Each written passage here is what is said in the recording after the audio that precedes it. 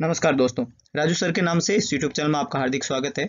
Anaemias के videos हमने पिछले लेक्चर्स के अंदर देखे हैं। हमने iron deficiency anaemia, megaloblastic anaemia, pernicious anaemia और एप्लास्टिक एनीमिया के बारे में पढ़ा। आज हम इसके एमसीक्यूज के बारे में पढ़ने जा रहे हैं। This is the anaemia MCQs part 1।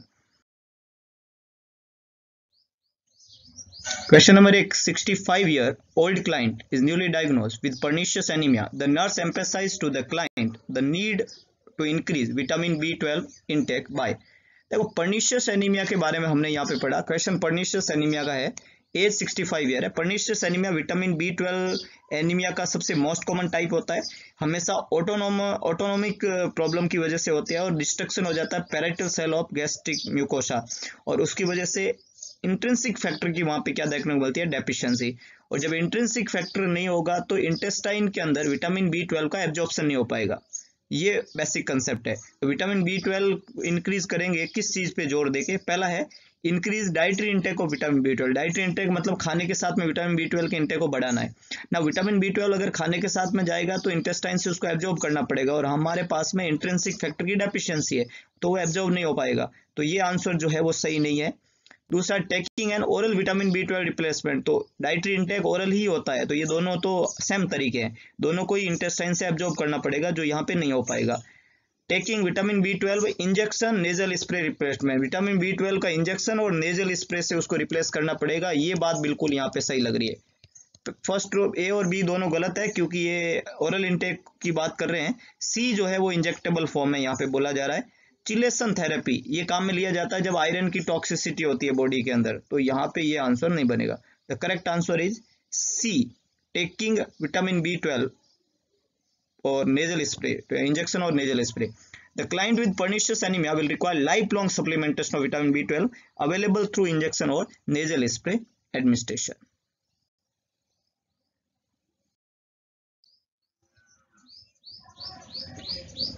Pernicious anaemia is cause by A deficiency of. Pernicious anaemia किसकी डेफिशिएंसी के कारण होता है? अभी हमने पढ़ा विटामिन B12 की डेफिशिएंसी वाला एनीमिया, और most common vitamin B12 deficiency anaemia pernicious anaemia.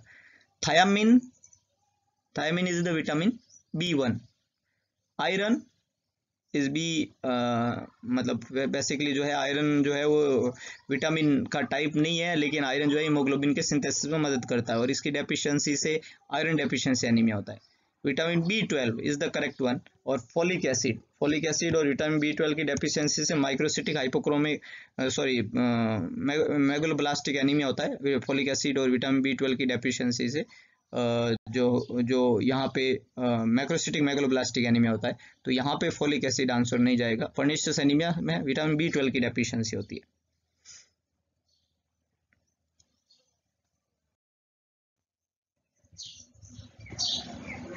When administering an IM injection, the nurse uses the Z-track technique when the medication। IM injection जब लगा रहे हैं तो Z-track टेक्निक यूज करते हैं। कब?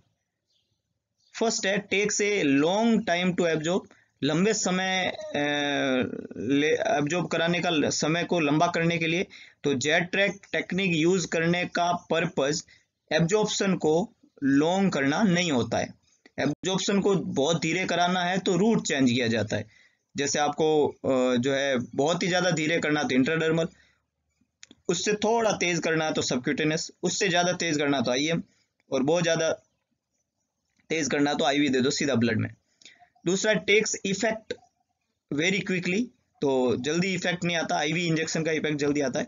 Is irritating to tissue, that is correct one. Tissue irritating होती है दवाई है, इसलिए Z-track टेक्निक काम में लेते हैं। वो सील कर देती है ताकि दवाई जो है वो टिश्यू में नहीं आती और उसको इरिटेट नहीं करती है। Viscous inconsistency is not correct one. Viscous दवाई कंसिस्टेंसी में होती है, तो सी आंसर यहाँ पे करेक्ट जाएगा। Z-track मेथड टेक्निक क्यों काम में ली जाती है?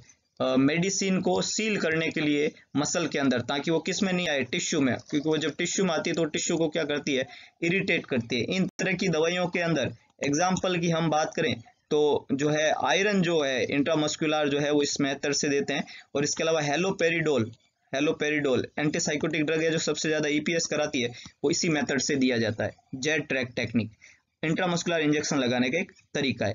तो it allow the medication to be trap, दवाई क्या ट्रैप हो जाती है, सील हो जाती है, बंद हो जाती है, पैक हो जाती है मसल के अंदर, एंड प्रिवेंट करती है ये उसके लीक होने में, किसके अंदर, टिश्यू में।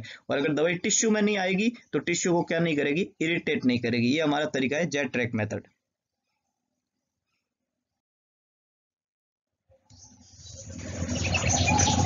All of the following are sign of anaemia in a patient except, सारे एनीमिया के साइन है एक को छोड़ के। एक्सेप्ट का क्वेश्चन है, इसका मतलब 3 एनीमिया के साइन है, एक एनीमिया का साइन नहीं है।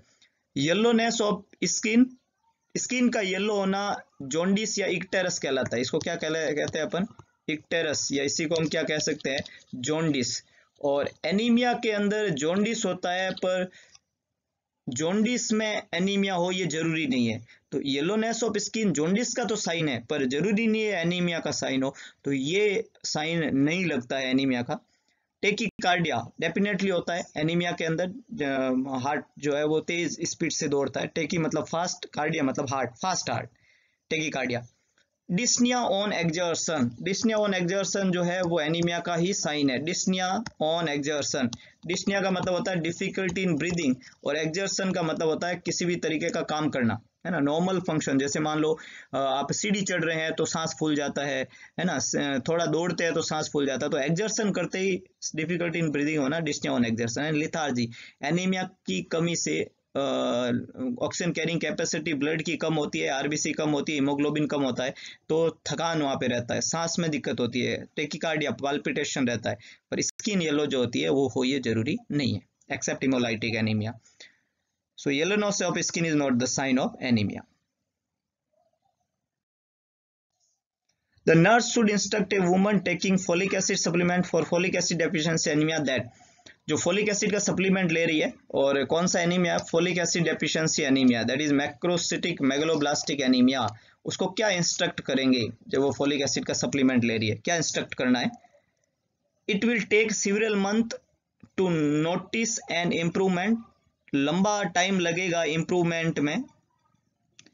Folic acid should be taken on an empty stomach, folic acid को खाली पेट लेना होता है। Iron supplementation are contraindicated with folic acid, folic acid के साथ में आयरन सप्लीमेंट कॉन्ट्राइंडिकेटेड है।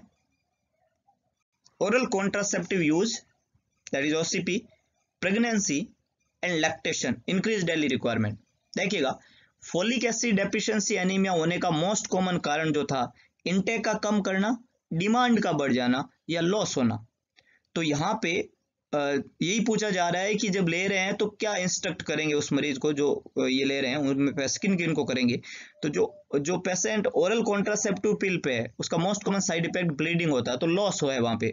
प्रेगनेंसी है अगर, तो प्रेगनेंसी के अंदर रिक्वायरमेंट बढ़ जाती है, डेवलपिंग जो फीटस होता है मदर के वूम में उसको बहुत ज़्यादा नीड होती है सेकंड और थर्ड ट्राइमेस्टर में, तो वो मदर के थ्रू ही मिलेगा।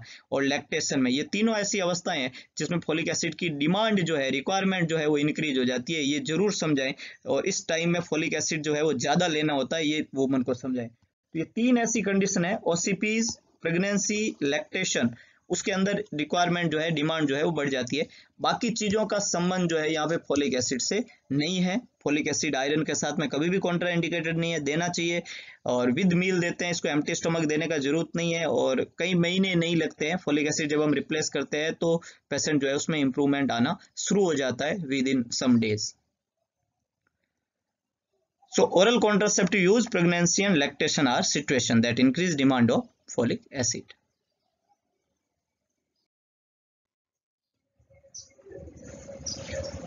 लाइफ स्पान ऑफ आरबीसी का लाइफ स्पान कितना होता है, हिमेटोपोइसिस के प्रोसेस से आरबीसी बनते हैं, उसका लाइफ स्पान यहाँ पे पूछा है 60 डेज, इट्स वेरी अर्लियर, है ना, very young RBC yet now 80 days, 100 days, the maximum time period or lifespan of the RBC is 120 days. All RBC which formed in the bone marrow is destroyed in the spleen by the process of hemolysis at 120th day of life. तो RBC का life span 120 दिन होता है। ये जितना जल्दी RBC जो है वो खत्म होगा उतना ज्यादा जो है वहां पे हिमोलाइटिक एनीमिया होने की संभावना है। 120 days is the correct one.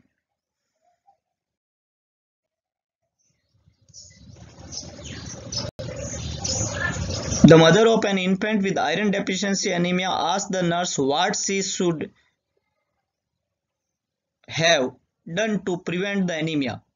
क्या कर सकती है एनीमिया को रोकने के लिए? The nurse should teach the mother that it is helpful to introduce solid food into the infant's diet at age. Iron deficiency anaemia एक इन्फेंट को है तो क्या इंस्ट्रक्ट करेंगे इसको रोकने के लिए, ये क्वेश्चन ने पूछा है। तो बहुत इंपॉर्टेंट कंसेप्ट हमने पढ़ा था आयरन डेफिशिएंसी एनीमिया में कि एक इन्फेंट में 6 महीने तक मदर से मिला हुआ आयरन जो है वो स्टोर फॉर्म में होता है, तो उसको एनीमिया होने की संभावनाएं कम होती है। 6 महीने के बाद में उसमें एनीमिया की संभावनाएं बढ़ जाती है क्योंकि उसकी डिमांड बढ़ती है और उतना उसको जो है इंटेक नहीं हो पाता है। तो बेसिकली उस एज में इंटेक देना होता है विद सॉलिड फूड। तो वो एज कौन सी है? तो वो डेफिनेटली 6 महीने के बाद से शुरू होने वाला एज होता है। तो यहाँ पे दिया हुआ है 1 से 2 महीना, तो ये अर्लियर एज है। इस समय मदर का जो स्टोर फॉर्म है वो काम आ जाएगा। 5 to 6 month is the correct one. Weaning यहाँ से हम स्टार्ट करते हैं सॉलिड फूड। 8 to 10 मंथ थोड़ा लेट टाइम है, 10 to 12 मंथ भी लेट है। तो ये दोनों जो है टाइम पीरियड थोड़े लेट है और ये अर्ली टाइम पीरियड है। तो एग्जैक्टली जो सॉलिड फूड इंट्रोड्यूस करते हैं, वीनिंग इंट्रोड्यूस करते हैं, वो तकरीबन 5 to 6 मंथ पे करते हैं। तो उस समय अगर हम सॉलिड फूड इंट्रोड्यूस करें तो पेशेंट जो है उसमें आयरन डेफिशिएंसी एनीमिया को जो है ठीक किया जा सकता है और प्रिवेंट किया जा सकता है। तो solid should be introduced at about age of 5 to 6 months. Next है definitive diagnosis of aplastic anaemia into the children. Children में एप्लास्टिक एनीमिया का, aplastic anaemia is the anaemia in is problem in myeloid cell. Due to problem in myeloid cell there is absent of formation of all blood cell. तो body में पान cytopenia देखने को मिलता है। RBC, WBC और platelet सब कम होना पान साइटोपेनिया कहलाता है। तो इसका डेफिनेटिव डायग्नोस्टिक टेस्ट क्या होता है? तो हमने पढ़ा था कि एप्लास्टिक एनीमिया को डायग्नोस करने के लिए हम बोन मैरो एस्पिरेशन या बोन मैरो बायोप्सी करते हैं। हालांकि नॉर्मली बोन मैरो एस्पिरेशन किया जा सकता है, लेकिन यहाँ पे बोन मैरो में ब्लड सेल है ही नहीं, तो ड्राई जो है वहाँ पे टैपिंग होगी और ड्राई टैप जब हम करते हैं तो उससे डायग्नोस करना मुश्किल होता है। तो फिर हम बायोप्सी करते हैं, बोन मैरो बायोप्सी। तो वो यहाँ पे तरीका रहता है डायग्नोसिस करने का एप्लास्टिक एनीमिया को। तो हीमोग्लोबिन का कम होना ये प्लास्टिक एनीमिया है, ये कंफर्म नहीं करता है। Decrease level of haematocrit, increase size of RBC, तो ये यहाँ पे डेफिनेटिव डायग्नोसिस नहीं है बिल्कुल भी। बोन मैरो एस्पिरेशन और bone marrow biopsy is the confirmative diagnostic test. तो D is the correct one. बाकी चीजें जो है उनसे हम कंफर्म नहीं कर सकते। The definitive diagnosis is bone marrow aspiration. A nurse is preparing to teach a client with microcytic hypochromic anemia, that is iron deficiency anemia, microcytic hypochromic anemia। न तो आयरन का एब्जॉर्प्शन होता है, स्टोर फॉर्म यूज आ जाती है, iron की blood में कमी होती है, तो ट्रांसफेरिन जो है वो मेगलोब्लास्ट के पास में आयरन लेके ही नहीं पाता, आयरन की लोडिंग ही नहीं होती है। आयरन की जब लोडिंग नहीं होती है तो बोन मैरो में जो एरिथ्रोब्लास्ट सेल से एरिथ्रोसाइट बन रही है वो एरिथ्रोसाइट बन जाती है, लेकिन उसमें हीमोग्लोबिन नहीं होता है, तो वो बोन मैरो में ही रहती है और लंबे समय तक बोन मैरो में रुकने के कारण और less haemoglobin field, long time bone marrow में रहने से उसकी साइज और छोटी हो जाती है, तो माइक्रोसिटिक हो जाती है और हीमोग्लोबिन अंदर कम फील्ड होता है, तो हाइपोक्रोमिक हो जाती है। ये iron deficiency anaemia. Diet to follow after discharge, discharge के बाद में कौन सी डाइट फॉलो करनी है? तो which of the food should the include, कौन सा फूड आइटम वहां पे इंक्लूड किया जाएगा? तो दो तरीके का डाइटरी इंटेक था आयरन का। One is him form in the animal source and जो है inorganic form in the plant source. और जो एनिमल सोर्स है, हिम फॉर्म जो है वो आयरन जो होता है वो ऑर्गेनिक आयरन है, बाकी एनिमल जो है प्लांट सोर्स है इनऑर्गेनिक आयरन होता है। और organic iron is very much better than inorganic iron. Inorganic iron is a poor quality of iron, so we have to instruct dietary instruction about the animal product, not plant sources. ये बहुत important बात है।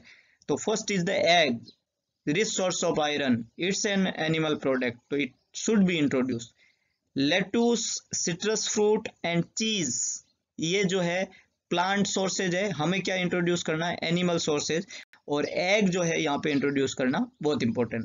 तो egg is the correct one, A animal product. Him iron, highly absorbable iron. The nurse understands that the client with pernicious anemia will have which distinguished laboratory finding? The nurse understand that the client with pernicious anemia which distinguishing lab finding, क्या अलग lab finding वहां पे मिलेगी? Schilling test elevated. देखिएगा Schilling test अगर elevated है, हमने पढ़ा था कि हम जो है ओरल फॉर्म में वहाँ पे जो है विटामिन B12 जो है उसकी रेडियो लेबल फॉर्म जो है वो ओरली पिलाते हैं, आईएम इंजेक्शन लगाते हैं, आईएम इंजेक्शन उसकी रिसेप्टर साइट को बाइंड कर देता है, विटामिन B12 अंदर जाता है और उसका एब्जॉर्प्शन अगर हो जाए और वो ब्लड में जाए तो यूरिन के थ्रू बॉडी में बाहर निकलता है। 24 आवर्स यूरिन कलेक्शन में उसका लेवल बढ़ा हुआ देखने को मिलेगा। तो अगर उसका लेवल बढ़ा हुआ है इसका मतलब वो एब्जॉर्ब हुआ है, इसका मतलब वहाँ पे पर्निशियस एनीमिया है ही नहीं। तो अगर सीलिंग टेस्ट एलिवेटेड है तो पर्निशियस एनीमिया है ही नहीं। तो ये तो लैब डाटा जो है वो करेक्ट नहीं है, इसका एलिवेशन होना सही नहीं है। अगर ये एलिवेटेड नहीं है तब पर्निशियस एनीमिया है, इसका मतलब इंट्रिंसिक फैक्टर नहीं है, इसका मतलब वहाँ पे पर्निशियस एनीमिया है। तो पर्निशियस एनीमिया का जो डायग्नोसिस है उसको समझने के लिए इंट्रिंसिक फैक्टर का एब्सेंस होना जरूरी है। ये बहुत इंपॉर्टेंट बात है। सीलिंग टेस्ट का एलिवेशन नहीं है, यहाँ पे इंट्रिंसिक फैक्टर का एब्सेंट होना पर्निशियस एनीमिया का डायग्नोसिस है। ESR का 16 और RBC का 5 मिलियन होना ये पर्निशियस एनीमिया के डायग्नोस्टिक तरीके नहीं है। तो B is the correct one, intrinsic factor absence.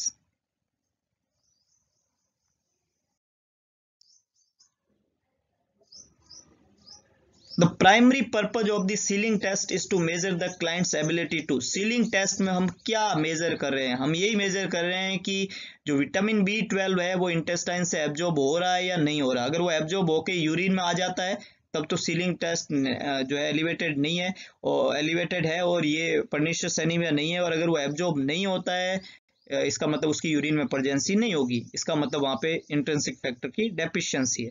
तो ये प्राइमरी पर्पज है कि हम देख रहे हैं कि वो एब्जॉर्ब हो रहा है या नहीं हो रहा है। Store of vitamin B12 store के बारे में नहीं बताता है, डाइजेशन के बारे में नहीं बताता है, एब्जॉर्प्शन के बारे में बताता है। डाइजेस्ट विटामिन B12 ये करेक्ट नहीं है, तो it's always introduce about the absorption. Absorb vitamin B12। Schilling test vitamin B12 का एब्जॉर्प्शन, यूरिन का 24 hours sample collection, radio labelled vitamin B12 का इंटेक। इंट्रिंसिक फैक्टर की डेफिशिएंसी में एब्जॉर्प्शन नहीं होगा, इंट्रिंसिक फैक्टर होगा तो एब्जॉर्प्शन होगा। A client is to receive erythropoietin injection. Erythropoietin injection is a factor that is responsible for the erythropoiesis. इससे erythropoiesis होता है। तो क्या लैब वैल्यू जो है वो नर्स असेस करेगी बिफोर गिविंग इंजेक्शन? तो इंजेक्शन जो है बेसिकली RBC को बढ़ाने के लिए होता है, RBC के नंबर को ये बढ़ाएगा। तो RBC से संबंधित लैब वैल्यू वहाँ चेक करनी है।